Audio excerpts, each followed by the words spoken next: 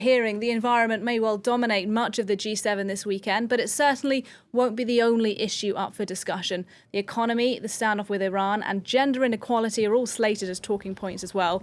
And joining me now on set is Funzile Mlambo-Ngucka. She's the director of the UN Women, and she joins me in the studio. Good afternoon to you. Thanks very much for coming in to talk to us. Let me ask you, you're going to the G7 this weekend. Yes. What's your message to world leaders there? Well, the message is that advancing gender equality is critical for addressing inequality in the world, which is one of the focus of the G7 this year.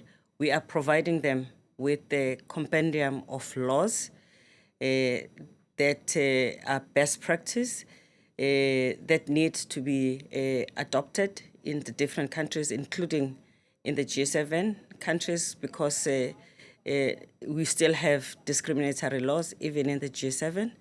We have about 2.5 billion women that live in countries and in jurisdictions where their rights in law are actually not respected. So we're making a case for this to be something that they can champion as leaders for their own countries, but also for the world.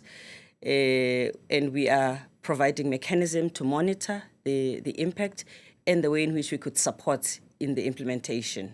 It's very clear then that there are real issues that you want to see addressed. But I wonder, are you concerned, given this spat that we're seeing today, given the focus on the environment, that women's issues will be overshadowed at this year's summit?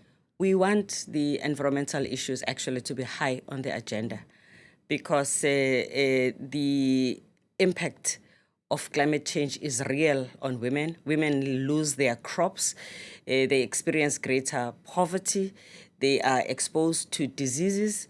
We see this as a link, and we will be able to make the link between the environment and gender equality. Both issues are important. If there isn't a planet, there's no way for women to live.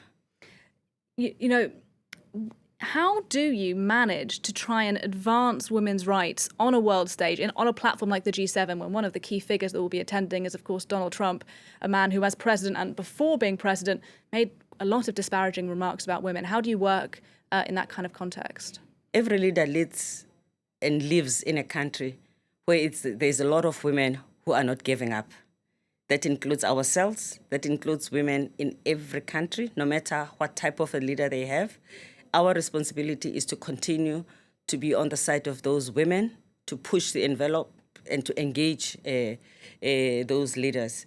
Because if we give up and we do not engage certain leaders, it definitely means we're giving up on women. Yeah, so certainly you're not giving up at all. So let me ask you this. Are you optimistic? Because people talk about this being a very divided G7 summit, that there might be some kind of communique, something specific on gender rights coming out at the end on Sunday? Well, we've obviously been discussing this now for almost 9 months. We do have some common minimum agreements on areas that we want to advance. Changing the laws is a part of that.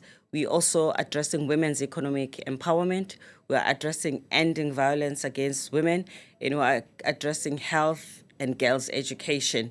We don't expect all the leaders to be as passionate as we would like them to be on all the issues, but we do hope that they will be able to find something in the presentation that we're going to make that they can take forward. But we definitely have those that are buying in are taking the whole package as it is. Mm-hmm. And we want them to be brave, those who are with us. We want them to be brave, like the way girls and women are every day. We're asking them to walk in the footsteps of the girls, to follow the leadership that the women and girls are showing, because they are brave every day. Let me ask you just one more question, if I may, on some of those specific areas that you mentioned. Economic rights, for example, trying to improve gender equality in terms of pay. How do you tangibly go about changing something like that? Well, we actually have countries that are providing leadership, and that is what we're providing in the compendium, giving them examples of what a country like Iceland, for instance, has done, how they are monitoring, how they are making sure that there are checks and balances. And we are also showing them what it takes to create an environment where your private sector, your your labor unions, and your government can actually work together. The fact that there isn't a single country in the world that has got this completely right means that we actually need a platform where all the countries can work on this issue of wage equality. All right, well, I wish you lots of luck for this weekend. Fulimze Mlambo-Ngucka, the Director of UN Women, thank you very much indeed for coming on to the programme.